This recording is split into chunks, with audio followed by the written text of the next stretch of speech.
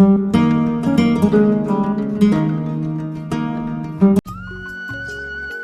అండి, welcome to our channel.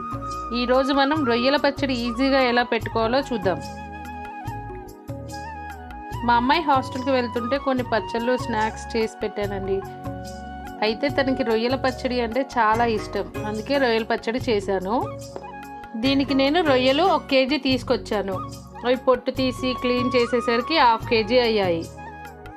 ఇప్పుడు పచ్చడి ఎలా చేయాలో ప్రాసెస్ చూద్దాం. రొయ్యలు ముందుగా నీట్గా క్లీన్ చేసుకొని స్టవ్ మీద కడాయి పెట్టుకొని, కడాయి వేడెక్కిన తర్వాత నూనె పోసి, నూనె వేడి కాగానే రొయ్యలు వేసి కొంచెం ఎర్రగా అయ్యే వరకు వేయించాలి.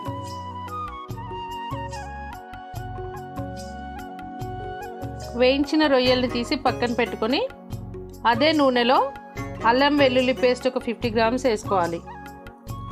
వేసుకుని పచ్చివాసన పోయే వరకు వేయించాలి. ఆ తర్వాత వేయించిన రొయ్యల్ని కూడా అందులో వేసి కలపాలి, కొద్దిసేపు వేయించాలి. ఆ తర్వాత కడాయిలో మెంతిపిండి, గరం మసాలా, కారం, ఉప్పు వేసుకొని బాగా కలుపుకోవాలి.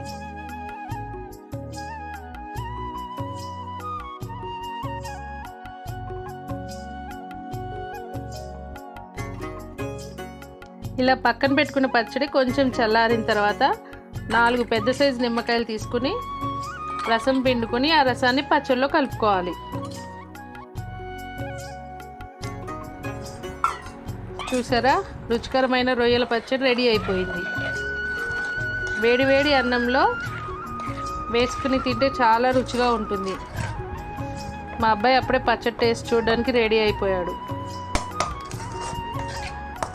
మరొక రుచికరమైన వంట గురించి వచ్చే వీడియోలో చూద్దాం.